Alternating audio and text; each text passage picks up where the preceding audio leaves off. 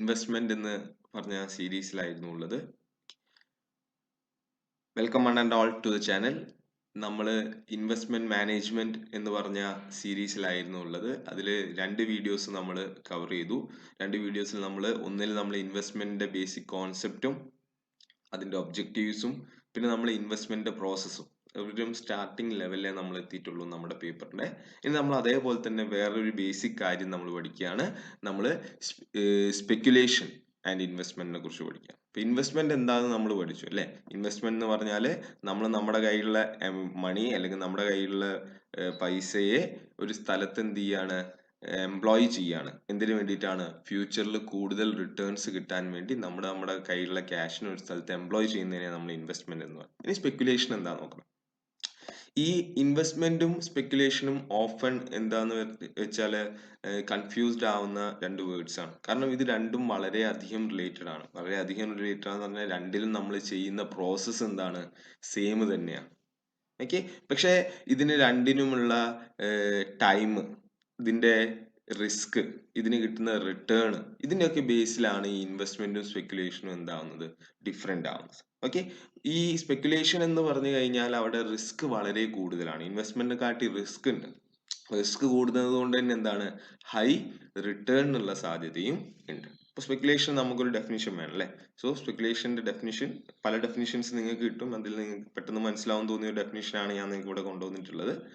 Speculation involves trading A financial instrument involving high risk in expectation of high return. The motive is to take maximum advantage from fluctuations in the market. Okay. അപ്പൊ speculation എന്ന് പറഞ്ഞാൽ high risk ആയിട്ടുള്ള ഒരു financial instrument എന്ന് പറഞ്ഞാൽ പലതരത്തിലുള്ള financial assets ആവാം. അത് വേണമെങ്കിൽ സ്റ്റോക്ക് ആവാം, ബോണ്ട് ആവാം, അല്ലെങ്കിൽ കറൻസീസ് ആവാം, ഗോൾഡ് ആവാം, അല്ലെങ്കിൽ റിയൽ എസ്റ്റേറ്റ് ആവാം. ഇങ്ങനെ പലതരത്തിലുള്ള ഫിനാൻഷ്യൽ ഇൻസ്ട്രുമെന്റ്സ് ആവാം, അല്ലെങ്കിൽ ഫിനാൻഷ്യൽ അസറ്റ്സ് ആവാം. അപ്പൊ ഹൈ റിസ്ക് ഉള്ള ഫിനാൻഷ്യൽ അസറ്റ്സിനെ ഹൈ റിട്ടേൺ കിട്ടുമെന്നുള്ള എക്സ്പെക്ടേഷനിലൂടെ അതിൽ ട്രേഡ് ചെയ്യുന്നതിനെയാണ് നമ്മൾ സ്പെക്യുലേഷൻ എന്ന് പറയുന്നത്. സ്പെക്യുലേറ്ററിന്റെ ഒബ്ജക്റ്റീവ് എന്ന് പറഞ്ഞാൽ ആ അസറ്റ് ഒരുപാട് കാലം കയ്യിൽ വെച്ചിട്ട് അതിൽ നിന്നുണ്ടാവുന്ന റിട്ടേൺ എടുക്കുക എന്നുള്ളതല്ല. പെട്ടെന്ന് ആ അസറ്റിന് മാർക്കറ്റിൽ വരുന്ന പ്രൈസ് ഫ്ലക്ച്വേഷൻ, നിങ്ങൾക്കറിയാം, ഒരു മാർക്കറ്റും അല്ലെങ്കിൽ ഒരു കമ്മോഡിറ്റീന്റെ പ്രൈസും എന്തായി കിടക്കില്ല, എപ്പോഴും കോൺസ്റ്റന്റ് ആയിട്ട് കിടക്കില്ല, സ്റ്റാറ്റിക് ആയിട്ട് കിടക്കില്ല. എപ്പോഴും അത് എന്ത് ചെയ്യും, മാറിക്കൊണ്ടിരിക്കും. എന്തുകൊണ്ടാണ് ഒരു കമ്മോഡിറ്റീന്റെ പ്രൈസ് മാറുന്നത് അല്ലെ? എന്താണ് ഒരു കമ്മോഡിറ്റീന്റെ പ്രൈസ് തീരുമാനിക്കുന്ന കാര്യം? എങ്ങനെയാണ് നമ്മളൊരു കമ്മോഡിറ്റീന്റെ പ്രൈസ് മാർക്കറ്റിൽ തീരുമാനിക്കുക?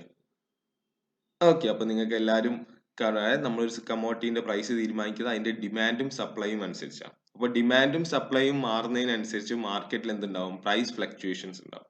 അങ്ങനെ ഈ ഡിമാൻഡും സപ്ലൈയും മാറുന്നതിനനുസരിച്ച് മാർക്കറ്റിൽ ഉണ്ടാകുന്ന പ്രൈസ് ഫ്ലക്ച്വേഷനിലൂടെ ക്യാഷ് ഉണ്ടാക്കാൻ വേണ്ടി, ഷോർട്ട് ടേമിൽ ക്യാഷ് ഉണ്ടാക്കാൻ വേണ്ടി ക്യാഷ് ട്രേഡ് ചെയ്യുന്ന ആൾക്കാരെയാണ് നമ്മൾ എന്ത് പറയുന്നത്, സ്പെക്യുലേഷൻ എന്ന് പറയുന്നത്.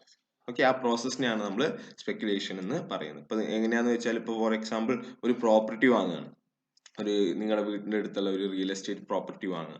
അപ്പൊ റിയൽ എസ്റ്റേറ്റ് പ്രോപ്പർട്ടി വാങ്ങുന്ന ആളുടെ എയിം എന്ന് പറഞ്ഞാൽ ഇത് ഒരു മാസം കൊണ്ടോ 2 മാസം കൊണ്ടോ 3 മാസം കൊണ്ടോ, ഇപ്പൊ മാർക്കറ്റ് ലോ ആണ്, ഇപ്പൊ ലോ പ്രൈസിന് വാങ്ങിച്ചിട്ട് പെട്ടെന്ന് തന്നെ ഒരു കൊല്ലോ 2 കൊല്ലോ 3 കൊല്ലോ ഒന്നും കാത്ത് കണ്ട് പെട്ടെന്ന് തന്നെ ഇതിനെ സെൽ ഓഫ് ചെയ്യും.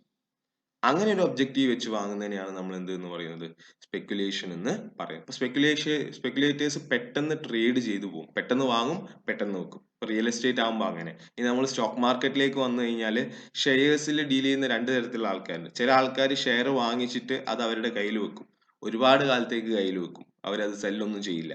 പക്ഷെ ഈ അവരെയാണ് നമ്മൾ ഇൻവെസ്റ്റേഴ്സ് എന്ന് വിളിക്കുന്നത്. അതിനെയാണ് നമ്മൾ ഇൻവെസ്റ്റ്മെന്റ് എന്ന് പറയുന്നത്. ഷെയർ ഇന്ന് വാങ്ങും, ഒരു വർഷമോ 2 വർഷമോ 3 വർഷമോ 4 വർഷമോ 10 വർഷമോ 20 വർഷമോ വരെ കയ്യിൽ വെക്കും.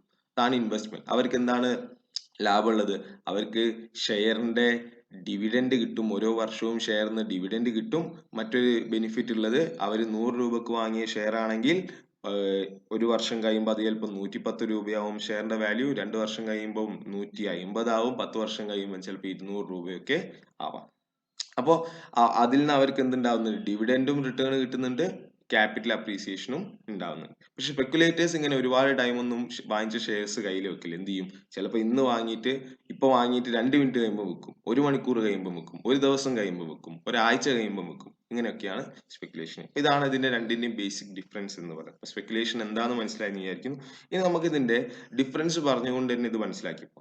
അപ്പൊ ആദ്യം നമുക്ക് ഇതിന്റെ difference on the basis of time, എത്ര കാലത്തേക്കാണ് ഇൻവെസ്റ്റ്മെന്റ് ചെയ്യുന്നതിന്റെ ബേസിസിൽ നമുക്ക് ഇൻവെസ്റ്റ്മെന്റിനെയും സ്പെക്കുലേഷനെയും ഡിഫറൻഷിയേറ്റ് ചെയ്യാൻ പറ്റും. സോ ഇൻവെസ്റ്റ്മെന്റ് എന്ന് പറഞ്ഞു കഴിഞ്ഞാൽ employment of funds with aim of achieving additional income or growth.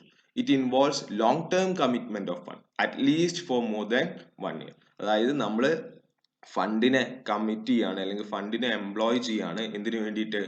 കൂടുതൽ ഇൻകം ഉണ്ടാക്കാൻ വേണ്ടിയിട്ട്. പക്ഷെ ഇവിടെ നമ്മൾ ഫണ്ടിനെ ഇൻവോൾവ് ചെയ്യുമ്പോൾ ഫോർ മോർ ദാൻ 1 year നമ്മൾ ഫണ്ടിനെ ഇൻവെസ്റ്റ് ചെയ്യും. ഒരുപാട് കാലത്തേക്ക് നമ്മൾ ഫണ്ടിനെ അവിടെ തന്നെ എംപ്ലോയ് ചെയ്ത് വെക്കും. ഇവിടെയും മീനിങ് സെയിം തന്നെയാണ്. Employment of fund with aim of achieving additional income or growth. It involves short term commitment of fund. ഇവിടെ നമ്മൾ ഫണ്ട് വളരെ കുറച്ച് നേരത്തേക്ക്, ചിലപ്പോൾ ചില മണിക്കൂറിലേക്ക് മാത്രമേ നമ്മൾ എന്ത് ചെയ്യുള്ളൂ? ഫണ്ട് ഇൻവെസ്റ്റ് ചെയ്യുള്ളൂ. ഇപ്പൊ ചില സെക്യൂരിറ്റീസ് ഞാൻ പറയുകയാണെങ്കിൽ ഷെയർ മാർക്കറ്റിലൊക്കെ, അല്ലെങ്കിൽ ക്യാഷ്, നിങ്ങൾക്കറിയാം കറൻസി റേറ്റ്സ് വെച്ചുകൊണ്ട് ട്രേഡ് ചെയ്യുന്ന ആൾക്കാരുണ്ട്, അല്ലെങ്കിൽ ഗോൾഡ് റേറ്റിന്റെ മേത്തിൽ ട്രേഡ് ചെയ്യും, ഗോൾഡിന്റെ മേത്തിൽ ട്രേഡ് ചെയ്യും. ഗോൾഡിന്റെ പ്രൈസ് നിങ്ങൾക്കറിയാം, ചിലപ്പോൾ രാവിലെയുള്ള റേറ്റിനെ കാട്ടി വളരെ കൂടും വൈകുന്നേരം ആകുമ്പോഴേക്ക്, അല്ലെങ്കിൽ വളരെ കുറയും. അപ്പൊ അത് വെച്ചുകൊണ്ട് ട്രേഡ് ചെയ്യുന്ന ആൾക്കാരുണ്ട്. അപ്പൊ ഇതാണ് ഇതിന്റെ ടൈം ബേസിലുള്ള ഡിഫറൻസ് എന്ന് പറയുന്നത്. ഇനി ഈ ഇൻവെസ്റ്റ്മെന്റ് ചെയ്യുന്ന ആൾക്കാരെ നമുക്ക് പെട്ടെന്ന് നിങ്ങൾക്ക് അറിയുന്ന കാര്യമായിരിക്കും. ഇൻവെസ്റ്റ്മെന്റ് ചെയ്യുന്ന ആൾക്കാരെ നമ്മൾ ഇൻവെസ്റ്റർ എന്ന് വിളിക്കും. സ്പെക്കുലേഷൻ ചെയ്യുന്ന ആൾക്കാരെ നമ്മൾ സ്പെക്കുലേറ്റർ എന്നാണ് വിളിക്കുക. നെയിമാണ്, നിങ്ങൾക്ക് ഓൾറെഡി അറിയുന്ന കാര്യമായിരിക്കും. ഓക്കെ, ഇനി അടുത്ത ബേസിസ് ഓഫ് ഡിഫറൻസ് നമ്മൾ നോക്കുന്നത് ബേസ്ഡ് ഓൺ റിസ്ക് ആണ്. ഇപ്പൊ റിസ്ക് എന്ന് പറഞ്ഞാൽ നിങ്ങൾക്കറിയാം, it is a possibility of incurring loss or inadequate profit in a financial transaction. അതായത് ഒരു ഫിനാൻഷ്യൽ ട്രാൻസാക്ഷൻ, അതായത് ക്യാഷിന്റെ ബേസിലുള്ള ഒരു ട്രാൻസാക്ഷൻ നടക്കുമ്പോൾ അതിൻ്റെ അകത്ത് ലോസ് ഇൻകർ, അതായത് നഷ്ടം വരാനോ അല്ലെങ്കിൽ നമ്മൾ വിചാരിച്ച അത്ര പ്രോഫിറ്റ് കിട്ടാതെയോ നിൽക്കാനുള്ള സാധ്യതയാണ് നമ്മൾ എന്ത് എന്ന് പറയുന്നത്? റിസ്ക് എന്ന് പറയുന്നത്. ഓക്കെ, നമുക്ക് അറിയുന്ന കാര്യമാണ്. ഇനി ഈ റിസ്ക് ആർക്കാണുള്ളത്? ഇൻവെസ്റ്റ്മെന്റിനാണോ സ്പെക്കുലേഷൻ ആണോ, അല്ലെങ്കിൽ ഇൻവെസ്റ്റർക്കാണോ സ്പെക്കുലേഷൻ ആണോ റിസ്ക് ഉള്ളത്? റിസ്ക് രണ്ടുപേർക്കും ഉണ്ട്. നിങ്ങൾ ഒരു ക്യാഷ് എവിടെയെങ്കിലും ഇൻവെസ്റ്റ് ചെയ്ത് കഴിഞ്ഞാൽ അവിടെ നിങ്ങൾക്ക് എന്തായാലും എന്തുണ്ട്? റിസ്ക് ഉണ്ട്. ഓക്കെ, അപ്പൊ ആർക്കാണ് റിസ്ക് കൂടുതൽ, റിസ്ക് കുറവ് എന്നാണ് ചോദ്യം. ഇവിടെ നിങ്ങൾ മനസ്സിലാക്കേണ്ട ഒരു കാര്യം, ഇവര് രണ്ട് കൂട്ടരും, ഇൻവെസ്റ്ററും സ്പെക്കുലേറ്ററും രണ്ട് തരത്തിലുള്ള അനാലിസിസ് ചെയ്യാം. ഇൻവെസ്റ്റ്മെന്റ് ചെയ്യുമ്പോൾ നമ്മൾ വളരെ ഡീപ്പായിട്ട് ആ ഷെയർ അല്ലെങ്കിൽ ആ ഫിനാൻഷ്യൽ അസറ്റിനെ കുറിച്ച് പഠിക്കും. നമ്മളവിടെ ഫണ്ടമെന്റൽ അനാലിസിസ് ആണ് ചെയ്യുക. ആ പർട്ടിക്കുലർ അസറ്റിനെ കുറിച്ച് നമ്മൾ, അല്ലെങ്കിൽ ആ കമ്പനീനെ കുറിച്ച് നമ്മൾ വളരെ ഡീപ്പായിട്ട് പഠിച്ചിട്ടാണ് ഇൻവെസ്റ്റ് ചെയ്യുക. സ്പെക്കുലേറ്റർ മാർക്കറ്റിനെ കുറിച്ച് പഠിച്ചിട്ടാണ് ഇൻവെസ്റ്റ് ചെയ്യുക. മാർക്കറ്റിൽ എന്തൊക്കെ വരാൻ സാധ്യതയുണ്ട്, മാർക്കറ്റിൽ എന്തൊക്കെ ഫ്ലക്ച്വേഷൻസ് വരും, മാർക്കറ്റിൽ എത്ര ഡിമാൻഡ് ഉണ്ട്. അപ്പം സ്പെക്കുലേറ്റർ ടെക്നിക്കൽ അനാലിസിസ് യൂസ് ചെയ്തിട്ടാണ് അവരുടെ ഇൻവെസ്റ്റ്മെന്റ് നടത്തുക. ചില സ്പെക്കുലേറ്റേഴ്സ് വെറുതെ തന്നെ എന്ത് ചെയ്യും? മാർക്കറ്റിൽ ഏതെങ്കിലും ഒരു ഷെയറിന്റെ പ്രൈസ്, അല്ലെങ്കിൽ മാർക്കറ്റിൽ എന്തെങ്കിലും ഒരു മറ്റുള്ള ഏതെങ്കിലും ഫിനാൻഷ്യൽ അസറ്റിന്റെ പ്രൈസ് ഹൈ ആയി പോകുന്നുണ്ടെങ്കിൽ അതിലേക്കും ഇൻവെസ്റ്റ് ചെയ്യും. അപ്പൊ ഇതുകൊണ്ട് തന്നെ കൂടുതൽ സ്റ്റഡി നടത്തി, കൂടുതൽ പ്രോമിസിങ് ആയിട്ടുള്ള സ്റ്റഡി നടത്തി, കൂടുതൽ കെയർ എടുത്തുകൊണ്ട് ചെയ്യുന്ന കാര്യമാണ് ഇൻവെസ്റ്റ്മെന്റ് എന്ന് പറഞ്ഞത്. അത് ഒരുപാട് കാലത്തേക്ക് ചെയ്യുന്നതാണ്. അപ്പൊ അതിനെ കൊണ്ട് തന്നെ അതില് ഈ റിസ്ക് എന്തായിരിക്കും? ഇൻവെസ്റ്റ്മെന്റ് അകത്ത് റിസ്ക് ലിമിറ്റഡ് ആയിരിക്കും. ഇവിടെ റിസ്ക് ഹൈ ആണ്. ഓക്കെ, ഇത് പറയുമ്പോൾ രണ്ടിടത്തും റിസ്ക് ഉണ്ട് എന്ന് പറയുന്നത് വളരെ ശരിയാണ്. കാരണം സ്പെക്കുലേഷന്റെ അകത്ത് മാർക്കറ്റിൽ എന്തെങ്കിലും ചെറിയൊരു മിസ്റ്റേക്ക് അല്ലെങ്കിൽ ചെറിയൊരു ഫ്ലക്ച്വേഷൻ വന്നാൽ അയാൾ ഇൻവെസ്റ്റ് ചെയ്ത ഫണ്ട് മൊത്തം എന്താവും? ഫോർ എക്സാമ്പിൾ, ഈ സ്പെക്കുലേറ്റർ ഇന്ന് സ്റ്റോക്ക് മാർക്കറ്റിൽ കയറി ഇൻവെസ്റ്റ് ചെയ്യാം. ഇന്ന് സ്റ്റോക്ക് മാർക്കറ്റിൽ കയറി ഇൻവെസ്റ്റ് ചെയ്യുമ്പോൾ രാവിലെ അയാൾ ഒരുപാട് പൈസ ഇൻവെസ്റ്റ് ചെയ്തു. പക്ഷെ ഉച്ചയാകുമ്പോഴേക്ക് എന്തെങ്കിലും ഒരു ന്യൂസ് വന്നു, ഇപ്പൊ നോട്ട് നിരോധനം വന്നു, അല്ലെങ്കിൽ നമ്മുടെ ഗവൺമെന്റ് ഫോളോ ചെയ്യാൻ പോവാന്ന് പറഞ്ഞു. അങ്ങനെ എന്തെങ്കിലും ഒരു ന്യൂസ് വന്നു കഴിഞ്ഞാൽ എന്താവും? മൊത്തം അയാൾ ഇൻവെസ്റ്റ് ചെയ്ത പൈസയൊക്കെ സ്റ്റോക്ക് മാർക്കറ്റ് മൊത്തം ലോസിലേക്കാവും, ഇയാളുടെ പൈസയും പോകും. ഇയാൾക്ക് പക്ഷെ ആ റിസ്ക് ഇല്ല. കാരണം ഇയാൾ ഇന്ന് ഇൻവെസ്റ്റ് ചെയ്താൽ ഇന്ന് തന്നെ വിൽക്കണം, അല്ലെങ്കിൽ ഒരാഴ്ച കൊണ്ട് വിൽക്കണം എന്നുള്ള ഒബ്ജക്റ്റീവ് കൊണ്ടല്ല ചെയ്യുന്നത്. അയാൾ ഒരുപാട് കാലത്തേക്ക് അവിടെ ആ ഷെയറിൽ ആ പൈസ ഇൻവെസ്റ്റ് ചെയ്തുകൊണ്ട് നിൽക്കും. അപ്പൊ എന്താവും? അയാളുടെ റിസ്ക് ലിമിറ്റ്. അതേപോലെ തന്നെ ഇപ്പോ റിയൽ എസ്റ്റേറ്റിൽ ഇൻവെസ്റ്റ് ചെയ്യുന്ന വെച്ചോ, സ്പെക്കുലേറ്റർ റിയൽ എസ്റ്റേറ്റിലേക്ക് ഇൻവെസ്റ്റ് ചെയ്ത് അയാൾ ഉദ്ദേശിക്കുന്ന 1 മാസം കൊണ്ട്, അല്ലെങ്കിൽ 2 മാസം കൊണ്ട്, അല്ലെങ്കിൽ ഷോർട്ട് പീരീഡിൽ എന്ത് ചെയ്യണം? ആ വാങ്ങിച്ച പ്രോപ്പർട്ടി എന്ത് ചെയ്യണം, വിറ്റ് തീർക്കണം. പക്ഷെ പെട്ടെന്ന് എന്ത് വന്നു, എന്തെങ്കിലും ഒരു കറക്ഷൻ വന്നു, അല്ലെങ്കിൽ ടാക്സ് പോളിസീസിൽ എന്തെങ്കിലും ഒരു കറക്ഷൻ വന്നു. അങ്ങനെ ടാക്സ് പോളിസീസിൽ എന്തെങ്കിലും കറക്ഷൻ വരുമ്പോൾ എന്താവും, പ്രോപ്പർട്ടീസിന്റെ പ്രൈസ് ഒക്കെ ഒന്ന് ഇടിയും. ഓക്കെ, അപ്പൊ ഇത്രയും റിസ്ക് ആർക്കാണ് കൂടുതൽ, സ്പെക്കുലേറ്റർ. ഇൻവെസ്റ്ററിന് റിസ്ക് ഇല്ലെന്ന് ചോദിച്ചാൽ ഇൻവെസ്റ്ററിനും റിസ്ക് ഉണ്ട്. ഇൻവെസ്റ്ററിന് എന്താ കിട്ടുന്നതെന്ന് നിങ്ങൾക്ക് അറിയാം. ഇപ്പൊ ഇൻവെസ്റ്റർ ഇന്ന് പൈസ ഇൻവെസ്റ്റ് ചെയ്താൽ അയാൾക്ക് ഒരു വർഷം കഴിയുമ്പോൾ ചിലപ്പോൾ അതിന്റെ മേലെ കുറച്ച് പൈസയും കൂടി കിട്ടും. ഫോർ എക്സാമ്പിൾ, ഇന്ന് നിങ്ങൾ ഒരു 1000 രൂപ ബാങ്കിൽ ഇട്ടു, അല്ലെങ്കിൽ ഒരു ഷെയറിൽ ഇട്ടു. അപ്പോൾ ബാങ്കിൽ ഇട്ട് കഴിയുമ്പോൾ നിങ്ങൾ ആലോചിക്കും, നിങ്ങൾ സേവിങ്സ് ഡെപ്പോസിറ്റിലാണ് ഇടുന്നെങ്കിൽ നിങ്ങൾക്ക് മാക്സിമം കിട്ടും 3 to 4% ഇൻട്രസ്റ്റ്. ഇപ്പോൾ 1000 രൂപ നിങ്ങൾ ഇട്ട് കഴിഞ്ഞാൽ നിങ്ങൾക്ക് ഒരു വർഷം കഴിയുമ്പോൾ കിട്ടാൻ പോകുന്നത് അതിന്റെ 4% ഇൻട്രസ്റ്റ് ആണ്. അപ്പൊ 4% ഇൻട്രസ്റ്റ് എന്ന് പറഞ്ഞാൽ 1000ന്റെ 4%. 1000ന്റെ 4% എന്ന് പറയുമ്പോൾ മാക്സിമം പോയാൽ 40 റുപ്പീസ് ഇൻട്രസ്റ്റ് നിങ്ങൾക്ക് കിട്ടും. ഓക്കെ, അപ്പോ 40 റുപ്പീസ് ഇൻട്രസ്റ്റ് കിട്ടും, നല്ലതല്ലേ? നമ്മൾ ഒരു റിസ്ക് എടുക്കുന്നില്ലല്ലോ, 40 റുപ്പീസ് ഇൻട്രസ്റ്റ് കിട്ടുന്നില്ല ചോദിച്ചാൽ അവിടെ വേറൊരു കാര്യം നോക്കണം നിങ്ങൾ. ഇൻഫ്ലേഷൻ എന്ന് പറഞ്ഞൊരു സാധനം ഉണ്ട്. നമ്മൾ എന്താണ്, റൈസ് ഇൻ പ്രൈസ്, അതിനെ നമ്മൾ ഇൻഫ്ലേഷൻ എന്ന് പറയും. ഇൻഫ്ലേഷൻ റേറ്റ് ഉണ്ടാവും നമുക്ക്. നോർമലി ബാങ്കിലൊക്കെ എങ്ങനെയാ സംഭവിക്കാന്ന് വെച്ചാൽ, ബാങ്കിൽ ഉള്ള ഇൻട്രസ്റ്റ് റേറ്റ് എന്ന് പറഞ്ഞാൽ ഇൻഫ്ലേഷൻ റേറ്റിന്റെ കുറച്ച് മേലേക്ക് കൂടുതലൊന്നുമില്ല. ഇപ്പൊ ഇൻഫ്ലേഷൻ റേറ്റിനെക്കാട്ടി മാക്സിമം പോയ 1% കൂടുതലായിരിക്കും ഇൻട്രസ്റ്റ് റേറ്റ്. അപ്പൊ ഇതിനെ കൊണ്ടുള്ള കാര്യം എന്താന്ന് വെച്ചാല്, നമ്മുടെ ഇൻവെസ്റ്റ്മെന്റ് 1000 റുപ്പീസ് അവിടെ ഇൻവെസ്റ്റ് ചെയ്തു, ഒരു വർഷം കഴിയുമ്പോൾ ആ 1000 റുപ്പീസ് ബാങ്കില് അല്ലെങ്കിൽ ഏതെങ്കിലും ഒരു ഷെയറിൽ 1040 റുപ്പീസ് ആയി. നല്ലതല്ലേ, 40 റുപ്പീസ് കൂടി. പക്ഷെ നിങ്ങളൊരു കാര്യം, നമ്മൾ നേരത്തെ പറഞ്ഞ പോലെ ഇൻഫ്ലേഷൻ റേറ്റ് ഉണ്ട്. ഇൻഫ്ലേഷൻ റേറ്റ് കൂടുന്നതിനനുസരിച്ച് എന്ത് കുറയും, പർച്ചേസിങ് പവർ കുറയും. പർച്ചേസിങ് പവർ എന്ന് വെച്ചാൽ നമുക്ക് ക്യാഷ് കൊണ്ട് വാങ്ങാൻ കഴിയുന്ന സാധനത്തിന്റെ പവർ. ഫോർ എക്സാമ്പിൾ, 10 വർഷം മുൻപേ നിങ്ങൾക്ക് 5 രൂപക്ക് കിട്ടിക്കൊണ്ടിരുന്ന പെന്നായിരിക്കും ഇപ്പോൾ നിങ്ങൾക്ക് എന്ത് ചെയ്യുന്നത്, 10 രൂപക്ക് കിട്ടുന്നത്. പെന്നിന്റെ വാല്യൂവിൽ എന്തും കൂടുതൽ ഉണ്ടായിട്ടാണോ? അല്ല, പൈസേന്റെ വാല്യൂ കുറഞ്ഞിട്ടാണ്. അപ്പൊ നമ്മൾ ഇൻവെസ്റ്റ് ചെയ്തിട്ട് ഇട്ട് പോകുമ്പോഴുള്ള പ്രോബ്ലം എന്താ വെച്ചാൽ, നമുക്ക് പെട്ടെന്ന് പൈസ കിട്ടില്ല.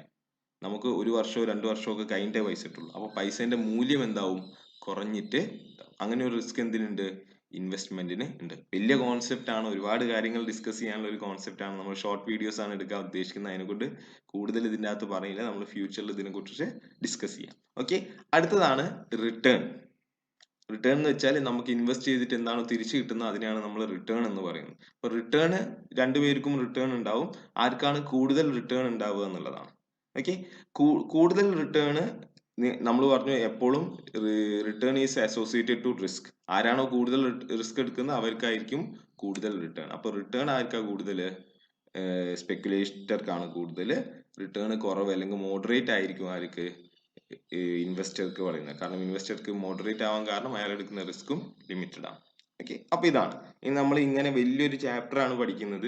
നമ്മൾ ഇൻവെസ്റ്റ്മെന്റ് മാനേജ്മെന്റ് എന്ന് പറഞ്ഞ വലിയൊരു സബ്ജക്ട് പഠിക്കുകയാണ്. ഇതിന്റെ അകത്ത് നമുക്ക് ഷെയർ പ്രൈസും അതിന്റെ അനാലിസിസും ഫണ്ടമെന്റലും ടെക്നിക്കൽ അനാലിസിസ് ഒക്കെ പഠിക്കാറുണ്ട്. അപ്പൊ അതിനെ കൊണ്ട് തന്നെ ഞാൻ നിങ്ങൾക്ക് ഒരു ഫസ്റ്റ് ഗ്രാഫ് നമ്മൾ ഈ ചാപ്റ്ററിൽ നിങ്ങൾക്ക് ഒന്ന് ഇൻട്രൊഡ്യൂസ് ചെയ്യാണ്. ഇതാണ് ആ ഗ്രാഫ്. ഓക്കെ, അപ്പൊ ഈ ഗ്രാഫ് നിങ്ങൾ കണ്ട് ഭയപ്പെടുന്നും വേണ്ട, വളരെ എളുപ്പമായിട്ടുള്ള ഒരു കാര്യമാണ്. ഇത് നമ്മുടെ റിലയൻസ് എന്ന് പറഞ്ഞൊരു ഇൻഡസ്ട്രീനെ പറ്റി എല്ലാവർക്കും അറിയാം അല്ലെ, റിലയൻസ് കമ്പനി. ഇപ്പൊ റിലയൻസ് കമ്പനീന്റെ സ്റ്റോക്ക് പ്രൈസ് ആണ്. സ്റ്റോക്ക് പ്രൈസുകൾ 1 ഇയറിൽ റിലയൻസ് കമ്പനിക്ക് ഉണ്ടായിട്ടുള്ള സ്റ്റോക്ക് പ്രൈസുകളാണ് ഇവിടെ കാണുന്നത് അല്ലെ. കുറെ റെഡും കാണുന്നുണ്ട്, കുറെ ഗ്രീനും കാണുന്നു. അപ്പൊ ഈ റെഡും ഗ്രീനും എന്താണെന്ന് ഞാൻ പറഞ്ഞുതരാം. അതിനു മുമ്പേ ഇതിന് നിങ്ങൾ സാധാരണ കണ്ടിട്ടുണ്ടാവുക ഗ്രാഫ് പോളിഗൺസ് അല്ലെങ്കിൽ ലൈൻസ് യൂസ് ചെയ്തിട്ടുള്ള, പക്ഷെ ഇവിടെ നിങ്ങൾ ചെറിയ ചെറിയ ബാറുകളാണ് കാണുന്നത് അല്ലെ. ഇവിടെ ചെറിയ ചെറിയ ഗ്രീനും റെഡും ബാറുകളാണ് കാണുന്നത്. അപ്പൊ ഈ ഗ്രീനും റെഡും ബാറിനെ നമ്മൾ കാൻഡിൽ എന്നാണ് വിളിക്കുക. ഓക്കെ, ഇതിനെ നമ്മൾ കാൻഡിൽ സ്റ്റിക് അറേഞ്ച്മെന്റ് എന്ന് പറയാം. ഓക്കെ, ഇത്രയും മനസ്സിലാക്കിയോളൂ, കാൻഡിൽ സ്റ്റിക് എന്നാണ്. അപ്പൊ ഇവിടെ നിങ്ങൾ ഗ്രീനും കാണുന്നുണ്ട്, റെഡും കാണുന്നുണ്ട്. ഓക്കെ, അപ്പൊ ഞാൻ പറഞ്ഞു ഇത് ഷെയർ പ്രൈസിനെ കുറിച്ചുള്ളതാണ്. ഇത് ഓരോ ദിവസത്തെയും റിലയൻസ് ഇൻഡസ്ട്രീസിന്റെ കഴിഞ്ഞ 1 ഇയറിന്റെ ഷെയർ പ്രൈസ് ആണ് ഇവിടെ കാണുന്നത്. എങ്ങനെയാണ് അവരുടെ ഷെയർ മാർക്കറ്റിൽ മൂവ് ചെയ്തതെന്നാണ് കാണുന്നത്. ഇപ്പൊ ഷെയർ പ്രൈസിന്റെ കാര്യം നിങ്ങൾക്കറിയാം, ചില ദിവസം മാർക്കറ്റ് ഹൈ ആയിരിക്കും, ചില ദിവസം മാർക്കറ്റ് ലോ ആയിരിക്കും. അപ്പോൾ ഈ റെഡ് കാണുന്ന ദിവസങ്ങളിലൊക്കെ റിലയൻസ് ഇൻഡസ്ട്രി ലോസിൽ ക്ലോസ് ചെയ്തതാണ്. ഗ്രീന് കാണുന്ന ദിവസങ്ങളിൽ സ്റ്റാർട്ട് ചെയ്തതിനെക്കാട്ടി കൂടുതൽ പ്രൈസൊക്കെയാണ് എൻഡിൽ ക്ലോസ് ചെയ്തത്. ഇത്രയും ഇത് നമ്മൾ ഡീപ്പായിട്ട് മുമ്പിൽ പഠിക്കും, അപ്പൊ നമുക്ക് ക്ലിയർ ആവും. ഇത്രയും കാര്യങ്ങൾ മനസ്സിലാവും. ഇനി ഇത് വെച്ചുകൊണ്ട് നമ്മൾ ഈ 3 കാര്യങ്ങളും ഒന്ന് പഠിച്ചെടുക്കാം, ഒരു പ്രാക്ടിക്കൽ എക്സാമ്പിൾ വെച്ചുകൊണ്ട്. ഓക്കെ, അപ്പൊ നിങ്ങൾക്ക് ഇവിടെ നോക്കിയാൽ മനസ്സിലാവും. ഇവിടെ നിങ്ങൾ ഡേറ്റ് കാണുന്നുണ്ടാവും. ഡേറ്റ് 10 ജൂൺ ആണ് 2019. ഇത് എൻഡ് ചെയ്തിരിക്കുന്നത് ഇപ്പോ, അതായത് 20th മെയ് വരെ ഉള്ളതുണ്ട്. ഓൾമോസ്റ്റ് 20th മെയ് വരെ ഉള്ളത്. ഇപ്പോൾ ഓൾമോസ്റ്റ് 1 ഇയറിന്റെ ഉണ്ട്. ഇവിടെ സംഭവിച്ചത് എന്താ നോക്കൂ. 10 ജൂണിന് റിലയൻസിന്റെ ഒരു ഷെയറിന്റെ വാല്യൂ എന്ന് പറയുന്നത് 1300 റുപ്പീസ് ആയിരുന്നു. ഈ പോയിന്റ് 1.3K 1300 റുപ്പീസ് ആയിരുന്നു. ഓക്കെ, ഇന്ന് അതിന്റെ വാല്യൂ എന്ന് പറയുന്നത് 1500 ആണ്. ഈ ഒരു വർഷത്തോളം കഴിയാനായപ്പോൾ അതിന്റെ വാല്യൂ എന്ന് പറയുന്നത് എത്രയായി? 1500 ആയി. അപ്പോൾ ഒരു വർഷം ഈ സാധനം കയ്യിൽ വെക്കുമ്പോൾ നമുക്ക് എത്ര റിട്ടേൺ കിട്ടുന്നു? 200 രൂപ റിട്ടേൺ കിട്ടുന്നു. ഇങ്ങനെ ഒരു ഷെയർ വാങ്ങിച്ചിട്ട് അതിനെ ഇത്രയും ലോങ് പീരീഡിലേക്ക് കയ്യിൽ വെക്കുന്നത്, അവരെയാണ് നമ്മൾ എന്ത് എന്ന് പറയുന്നത്? ഇൻവെസ്റ്റർ എന്ന് പറയുന്നത്. ഇതിന് പകരം ഇത് ചെയ്യാണ്ട് നമ്മളിവിടെ ഒരു ദിവസം വാങ്ങി അന്ന് തന്നെ വിറ്റു, അല്ലെങ്കിൽ ഒരു ദിവസം വാങ്ങി അത് കഴിഞ്ഞ് കുറച്ച് ദിവസം കഴിഞ്ഞപ്പോൾ വിറ്റു.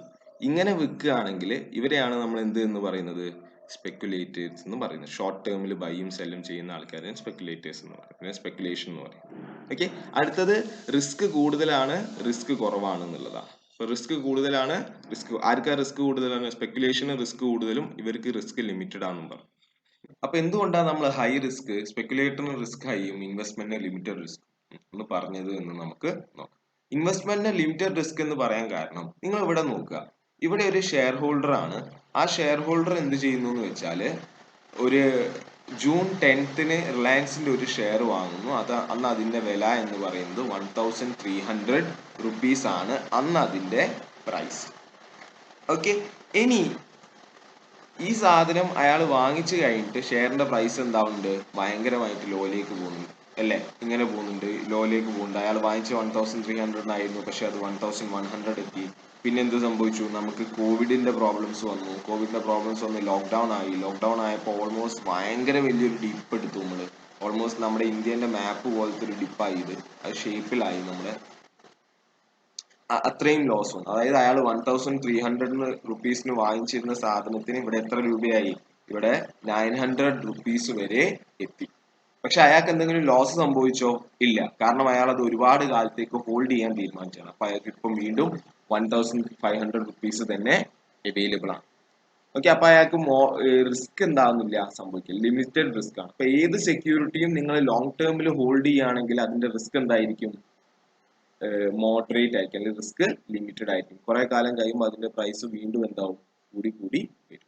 ഇതാണ് ലിമിറ്റഡ് റിസ്ക് എന്ന് പറയുന്നത്. ഇനി ഹൈ റിസ്ക് സ്പെക്കുലേറ്ററിന് ഉണ്ടാവാന്ന് പറയാൻ കാരണം എന്താ വെച്ചാല്, ഒരു കാര്യം നിങ്ങൾ നോക്കുക, സ്പെക്കുലേറ്റർ എന്ന് പറഞ്ഞാൽ ഒരു ദിവസം വാങ്ങി അന്ന് തന്നെ വെക്കുന്ന, അല്ലെങ്കിൽ ഒരാഴ്ച കയ്യിൽ വെച്ച് വെക്കുന്ന ആളൊക്കെയാണ്. പക്ഷെ നിങ്ങൾ ഇതിൽ കൂടുതലും കാണുന്ന റെഡ് മാർക്ക് ആയിരിക്കും ലോസ് ഉണ്ടാക്കിയ ദിവസങ്ങളാണ്. ഇപ്പൊ ഫോർ എക്സാമ്പിൾ, ഈ ഒരു പീരീഡിൽ ഇന്നാണ് സ്പെക്കുലേറ്റർ, ഈ ഒരു ദിവസത്തിലാണ് സ്പെക്കുലേറ്റർ ഒരു ഷെയർ വാങ്ങുന്നത് ഓൾമോസ്റ്റ് 1500 റുപ്പീസിനാണ് അയാൾ ഷെയർ വാങ്ങുന്നത്. അയാൾ വിചാരിക്കുന്നത് ഇന്ന് വിൽക്കാം, അല്ലെങ്കിൽ ഇന്ന് വിൽക്കാൻ പറ്റിയില്ലെങ്കിൽ നാളെ വിൽക്കാം, അല്ലെങ്കിൽ ഒരാഴ്ച കൊണ്ട് വിൽക്കാന്ന് വിചാരിച്ചാണ് അയാൾ വാങ്ങുന്നത്. പക്ഷെ എന്ത് സംഭവിച്ചു?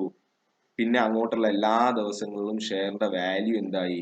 കുറഞ്ഞ് വന്നു തുടങ്ങി. അയാൾ 1500 രൂപക്ക് വാങ്ങിച്ച സാധനം അയാൾ ഒരാഴ്ച കഴിഞ്ഞിട്ട് വിൽക്കാന്ന് വിചാരിച്ചു, 2 ആഴ്ച കഴിഞ്ഞിട്ട് വിൽക്കാന്ന് വിചാരിച്ചു, 3 ആഴ്ച കഴിഞ്ഞിട്ട് വിൽക്കാം. ഒക്കെ എന്ത് സംഭവിച്ചു? ലോസ് സംഭവിച്ചു. ഏതുവരെ പോയി?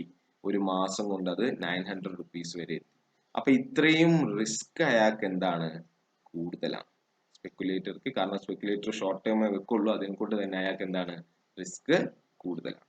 അപ്പൊ ഇതിനെ കൊണ്ടാണ് ഹൈ റിസ്കും ലിമിറ്റഡ് റിസ്ക് എന്നും പറയാൻ കാരണം. ഓക്കെ, ലോങ് ടേമിൽ എല്ലാ സെക്യൂരിറ്റീസിന്റെയും ഈ റിട്ടേൺ എന്താവും? ഓൾമോസ്റ്റ് മോഡറേറ്റ് ആയിട്ട് റിട്ടേൺ. അറ്റ്ലീസ്റ്റ് ഇൻവെസ്റ്റ് ചെയ്ത ക്യാഷ് എങ്കിലും തിരിച്ചു കിട്ടും. അതിന്റെ മേലെ എന്തെങ്കിലും ഒരു ക്യാഷ് എന്തായാലും മോസ്റ്റ് ഓഫ് ദ കേസസിൽ തിരിച്ചു. അതിനെക്കൊണ്ടാണ് നമ്മൾ ലിമിറ്റഡ് റിസ്ക് എന്ന് പറയാൻ കാരണം. അടുത്തതാണ് റിട്ടേൺ.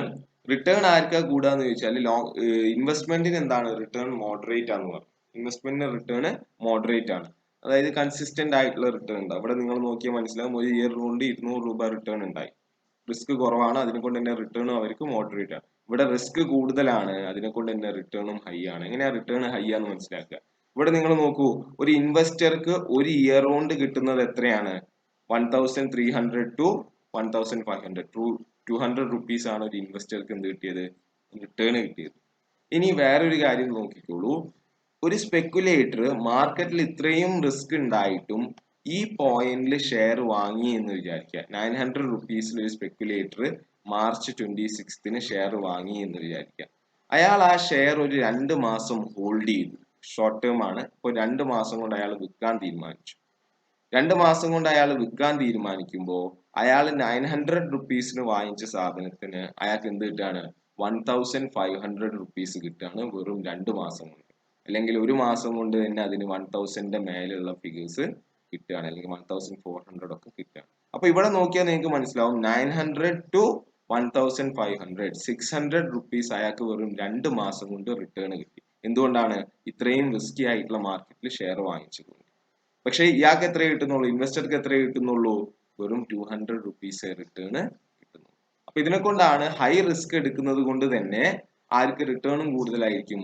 സ്പെക്കുലേറ്റർക്ക് റിട്ടേണും കൂടുതലായിരിക്കും എന്ന് പറയുന്നത്. അതേപോലെ തന്നെ ലോസ് ഉണ്ടാവാനുള്ള സാധ്യതയും കൂടുതലായിരിക്കും. ഓക്കെ, അപ്പൊ ഇത് ഓൾ ഓഫ് എ സഡൻ നിങ്ങൾക്ക് ഒരു ഗ്രാഫ് ഒക്കെ കാണിച്ചു തന്ന് ക്യാൻഡിൽ സ്റ്റിക്ക് ഒക്കെ പറഞ്ഞു തന്ന് നിങ്ങൾക്ക് മനസ്സിലാക്കാൻ പ്രയാസം ഉണ്ടാവും. പക്ഷെ നിങ്ങൾക്ക് ഇത് ഇൻട്രൊഡ്യൂസ് ചെയ്യാനുള്ള കാരണം എന്ന് പറഞ്ഞാൽ നിങ്ങൾക്ക് ഇത് മുൻപോട്ട് പഠിക്കാനുള്ള കാര്യമാണ്. അപ്പൊ അതൊന്ന് ഇതിന്റെ പ്രാക്ടിക്കൽ സൈഡ് എന്താണെന്നുള്ളതൊന്ന് മനസ്സിലാക്കി വെക്കാൻ വേണ്ടിയാണ് എനിക്കിത് പറയാൻ കാരണം. ഓക്കെ, അപ്പൊ ആ ഗ്രാഫിൽ നിങ്ങൾക്ക് ഈ പറഞ്ഞ കാര്യത്തിന്റെ ഒക്കെ പ്രാക്ടിക്കൽ അപ്ലിക്കബിലിറ്റി മനസ്സിലായെന്ന് വിചാരിക്കുന്നു. കുറച്ച് കൺഫ്യൂസിങ് ആണ്, നിങ്ങൾ മനസ്സിലാക്കി തന്നെ എടുക്കണം. നമുക്ക് അങ്ങനത്തെ ഒരുപാട് ഗ്രാഫ്സും ഒരുപാട് ടെക്നീക്സും ഒരുപാട് കാൽക്കുലേഷൻസും ഒക്കെ പഠിക്കാനുണ്ട്. അപ്പൊ അതിനെ കൊണ്ടാണ് അത് ഇൻട്രൊഡ്യൂസ് ചെയ്തത്. ഓക്കെ, അടുത്തത് ഒരു 2 ഡിഫറൻസും കൂടി ഉണ്ട്. That is use of funds. Use of funds, ഏത് തരത്തിലുള്ള ഫണ്ടാണ് യൂസ് ചെയ്യുക? ഇപ്പോൾ നോർമലി ഇൻവെസ്റ്റ്മെന്റിന് നമ്മൾ യൂസ് ചെയ്യുക ഓൺ ഫണ്ട്സ് ആണ്. നമ്മുടെ കയ്യിൽ തന്നെയുള്ള സേവിങ്സ് എടുത്തിട്ടാണ് നമ്മൾ ഇൻവെസ്റ്റ് ചെയ്യുക. ഓക്കെ, ആരും കടം വാങ്ങിയിട്ടൊന്നും എന്ത് ചെയ്യാൻ പോയില്ല, ഇൻവെസ്റ്റ് ചെയ്യാൻ വേണ്ടി പോവില്ല നോർമലി. അടുത്തത് ഇവിടെ പെട്ടെന്ന് റിട്ടേൺ കിട്ടുന്നുള്ളത് കൊണ്ട് തന്നെ, പെട്ടെന്ന് പൈസ തിരിച്ചു കിട്ടുന്നുള്ളത് തന്നെ, നമ്മുടെ കയ്യിലുള്ള പൈസയും ബോറോഡ് ഫണ്ടും എടുത്തിട്ട് നമ്മൾ എന്ത് നടത്തും? സ്പെക്കുലേഷൻ നടത്തും. ഓക്കെ, അടുത്തത് ലാസ്റ്റ് വണ്, നമ്മൾ എന്തിന്റെ ബേസിലാണ് ഇൻവെസ്റ്റ്മെന്റ് ഡിസിഷൻ എടുക്കുക, എന്തിന്റെ ബേസിലാണ് സ്പെക്കുലേഷൻ ഡിസിഷൻ എടുക്കുക എന്നുള്ളതാണ്, എന്തിന്റെ ബേസിലാണ് തീരുമാനം എടുക്കുക എന്നുള്ളതാണ്. ഇൻവെസ്റ്റ്മെന്റ് ഡിസിഷൻ നമ്മൾ ഇത്രയും കാര്യങ്ങളാണ്, നമ്മുടെ ഇൻവെസ്റ്റ്മെന്റ് ഒബ്ജക്റ്റീവ് നമ്മൾ പഠിച്ചിരുന്നു. അതേപോലെ തന്നെ ഇത്രയും കാര്യങ്ങൾ നോക്കിയിട്ടാണ് നമ്മൾ ഒരു സ്ഥലത്ത് ഇൻവെസ്റ്റ് ചെയ്യണോ വേണ്ടേ എന്ന് തീരുമാനിക്കുക. എന്തൊക്കെയാണ്? നമ്മുടെ ഇൻവെസ്റ്റ്മെന്റ് സേഫ് ആയിരിക്കുമോ? ഇൻവെസ്റ്റ്മെന്റ് സേഫ് ആയിരിക്കും എന്ന് പറഞ്ഞാൽ നമ്മൾ ഇൻവെസ്റ്റ് ചെയ്യുന്ന ഫണ്ട് നഷ്ടം ഉണ്ടാവുമോ? ലിക്വിഡിറ്റി എന്ന് പറഞ്ഞാൽ നമുക്കിത് പെട്ടെന്ന് ക്യാഷ് ആയിട്ട് മാറ്റാൻ പറ്റുന്ന സ്ഥലമാണോ? ഇപ്പം നമ്മുടെ കയ്യിൽ ക്യാഷ് ഉണ്ട്, അതിനെ കൊണ്ട് നമ്മൾ ഇൻവെസ്റ്റ് ചെയ്യുന്നു. പെട്ടെന്ന് നമുക്ക് ക്യാഷിന് ആവശ്യം വരുമ്പോൾ നമുക്ക് അതിനെ വീണ്ടും ക്യാഷ് ആക്കി മാറ്റാൻ പറ്റുന്ന സ്ഥലമാണോ? പ്രോഫിറ്റബിലിറ്റി, ലാഭം ഉണ്ടാവോ? സ്റ്റെബിലിറ്റി, ഇൻകം സ്ഥിരമായിട്ട് കിട്ടുമോ? പെർഫോമൻസ് ഓഫ് ദ കമ്പനി, നമ്മൾ ഇൻവെസ്റ്റ് ചെയ്യാൻ പോകുന്ന കമ്പനീന്റെ പെർഫോമൻസ് എന്താണ്? നമ്മൾ സ്റ്റോക്കിലാണ് ഇൻവെസ്റ്റ് ചെയ്യുന്നതെങ്കിൽ. ഓക്കെ, ഇതാണ് ഇത്രയും, ഇതിന്റെ ബേസിലാണ് ഇൻവെസ്റ്റ്മെന്റ് ഡിസിഷൻ എടുക്കുക. നമ്മുടെ സ്പെക്കുലേഷൻ ഡിസിഷൻ എടുക്കുക മാർക്കറ്റ് ബിഹേവിയർ ഇൻഫോർമേഷൻ. എങ്ങനെയാണ് മാർക്കറ്റ് ബിഹേവ് ചെയ്യുന്നത്?